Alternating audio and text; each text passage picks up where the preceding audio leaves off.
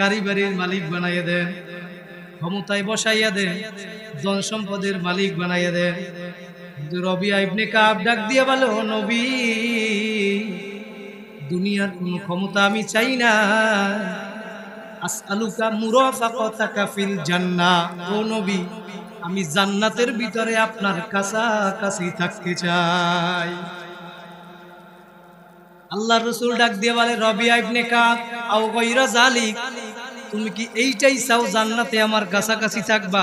বলে হুয়া যালিক, ও নবী আমি ওইটাই চাই। আল্লাহর রাসূল বলে, আর কি কিছু চাও না?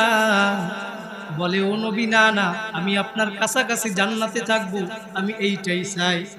আল্লাহর রাসূল তখন ডাক দিয়া বলে, রবিয়া ইবনে কাব তুমি যদি আমার কাছাকাছি জান্নাতে থাকতে চাও, ফাআইন্নি আলা নাফসিকা বিকাথরাতিস সুজুদ, তাহলে বেশি বেশি নামাজ পড়ো, সেজদা দাও।